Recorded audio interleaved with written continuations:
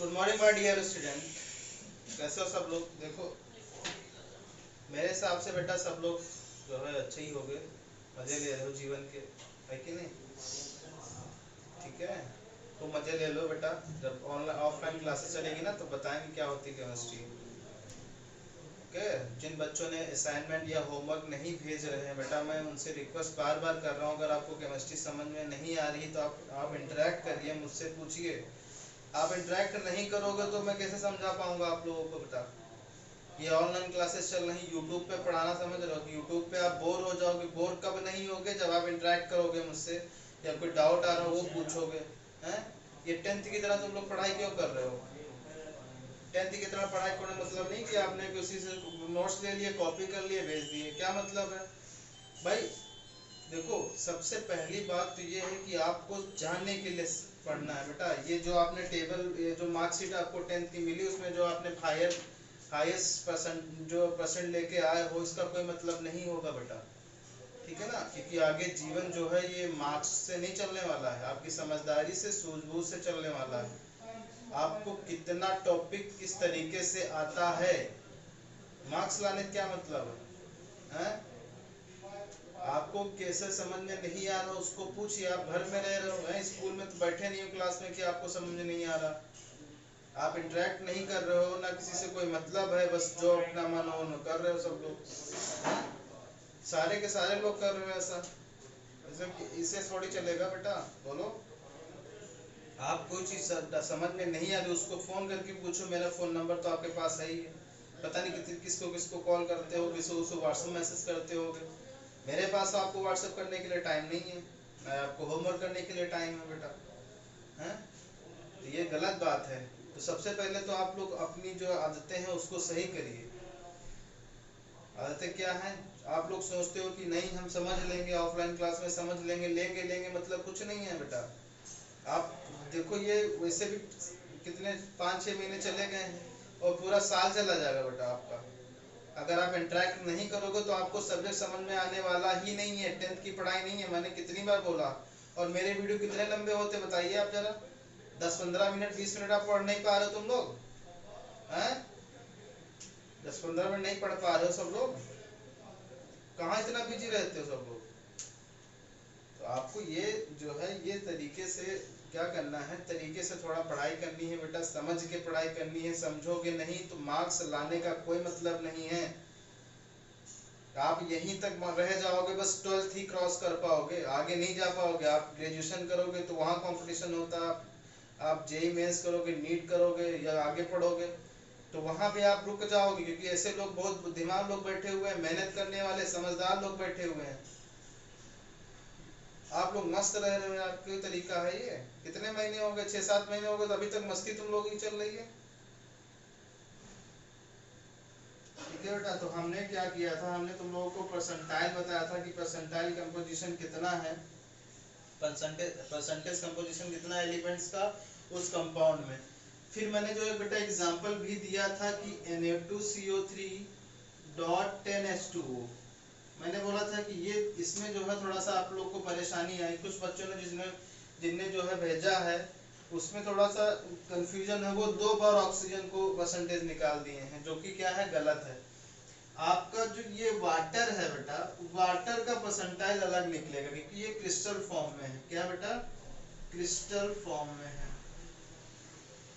तो आपको इसका टोटल निकालना होगा। इसका जो वाटर है बेटा, उसका वाटर का परसेंटाइल अलग से निकालना पड़ेगा। बात समझ रहे हो? तो इसका सबसे पहले आपको मॉलिक्यूलर मास निकालो। मॉलिक्यूलर मास निकालने से पहले क्या करना पड़ेगा आपको? मॉलिक्यूल लिखना पड़ेगा, N2 10H2O।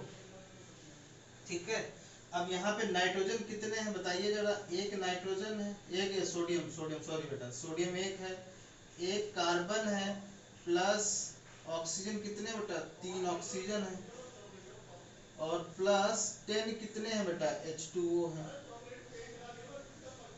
ओके, अब सबके मॉलिक्यूलर वेट रखिए। इसका वेट कितना है बेटा? Na2 है ना, 2 है इसके, 2 है। ठीक है ना? तो 2 इंटू क्या लिखोगे? 23 plus 1 into 12 plus 3 into 16 plus 10 into इसका कितना होता है मोलिकुलर वाटर का 18 होता है ना, यहाँ पे 18 लिखो। ये कितना आ जाएगा बेटा 46 प्लस 12 प्लस 48 प्लस 180 कितने ग्राम आएगा बेटा बताइए आप। यहाँ पे कितने हो गए, ये हो गए 60, ये दोनों मिला के 60 हो गए, 60 40 106 60 40, हाँ यहाँ पे लिख देते हैं 82 40 12 108, यही है ना बेटा। हाँ अच्छा 10 10 10 16 16 9 10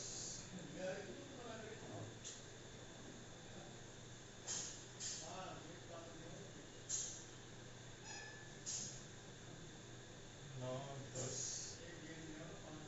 9 10 18 8 286 ग्राम आ गया बेटा 286, ठीक है ना। तो ये ग्राम इतना आया। अब आप क्या करोगे सबका जो है अलग अलग निकालोगे 286 ग्राम, ठीक है 286 ग्राम आ गया। देखो एक बार फिर चेक कर लेते हैं 8 8 14 2 16 16 5 4 9 9 10 8 18 3, ठीक है ना, ये इतना आ गया 246 ग्राम आ गया, ठीक है बेटा। अब जैसे आपको सोडियम का परसेंटाइज निकालना है, सोडियम का, सोडियम कितने बेटा, सोडियम का परसेंटाइज निकाले के सोडियम का परसेंटेज लिखो इंटू कितने सोडियम है 2 इंटू सोडियम का डाउन वेट कितना 23 है अपॉन 286 इंटू क्या करोगे बेटा ये कर लेना आप लोग, ठीक है ना। जो आंसर आया वो आंसर लिख देना।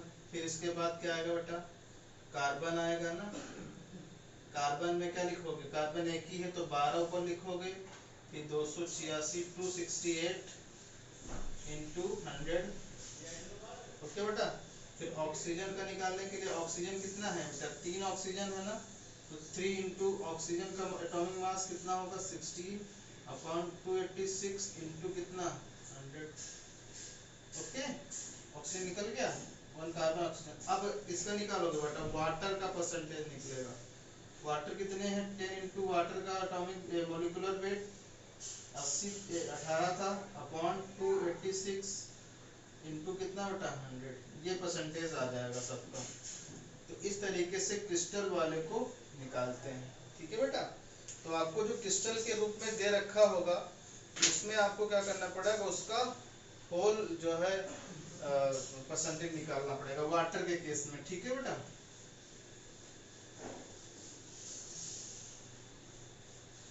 जैसे यहाँ पे आप लोग करिए एग्जांपल को, जैसे यहाँ पे लिखा है MgSO4.7H2O, इप्सम सॉल्ट बोलते हैं इसको, इप्सम सॉल्ट, इप्सम सॉल्ट का फार्मूला होता है ये। तो Mg निकालो, इसका निकालो, ये अलग अलग निकलेगा सब, ओके बेटा अलग अलग निकाल लो, निकाल सकते हो। जैसे मैं तुमसे बोलूँ कि परसेंटेज ऑफ Mg वो निकाल लेना आप लोग। अब मैं तुमसे बोलूँ कि परसेंटेज ऑफ SO4 -2 ये कितना है बताइए आप, तो इसमें भी वही करना पड़ेगा। SO4 का टोटल मास आप ऊपर रखोगे upon total molecular weight of the Epsom salt into 100, ठीक है।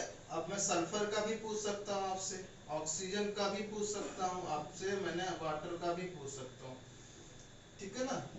इस तरीके से आप बता सकते हो। तो जो मॉलिक्यूलर फार्मूला लिखा होता है वो उस तरीके से आप लोग निकालोगे, ओके बेटा, ठीक है।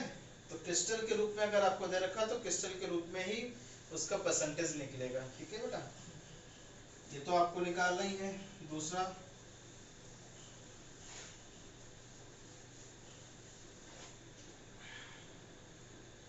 SW में दे रहा हूँ वो करना बेटा।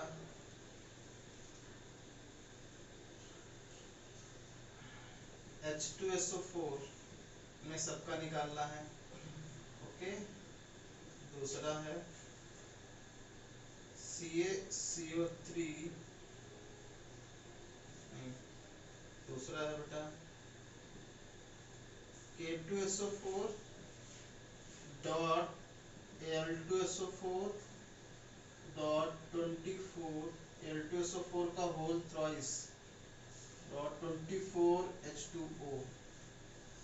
यहाँ पे वाटर ऑफ क्रिस्टलाइजेशन है। अब अलग अलग चीजें निकालोगे ये सब चीजें, ठीक है ना। इसको अलग से, ये सबसे टफेस्ट क्वेश्चन है, इसको आपको करना है तरीके से। ओके बेटा, हाँ ये कर लेना। और तीसरा दे दे हैं तुमको Na2CO3 डॉट 5H2O। चलो ये 3 क्वेश्चन आपको होमवर्क में करना है, एक गिब्सन चार्ट। 5 क्वेश्चन हो गए। कैसे करना बेटा, ये मैंने सबको डिटेल में पढ़ा दिया। क्रिस्टल के रूप में जो चीजें दे रखी होती है उनका होल टोटल निकलेगा। अब इसमें मैं परसेंटेज ऑफ K2SO4 भी पूछ सकता हूँ, Al2SO4 भी पूछ सकता हूँ, और ये या इंडिविजुअल पूछ सकता हूँ K2 कितना है, सल्फर कितना है, और एल्यूमिनियम कितना है, ऑक्सीजन कितना है। ठीक है बेटा, तो आप इंडिविजुअल भी निकाल सकते हो, लेकिन आप वाटर को क्रिस्टल के रूप में ही कंसीडर करोगे बेटा। ये भी डॉट के रूप में लिखा, बट ये इसका केमिकल कंपाउंड है ये, ठीक है ना। ये वाटर ऑफ क्रिस्टलाइजेशन बोलते हैं इसको, वाटर क्रिस्टल के रूप में ही है, तो आपको क्रिस्टल के रूप में ही लिखना है। ठीक है बेटा, ओके।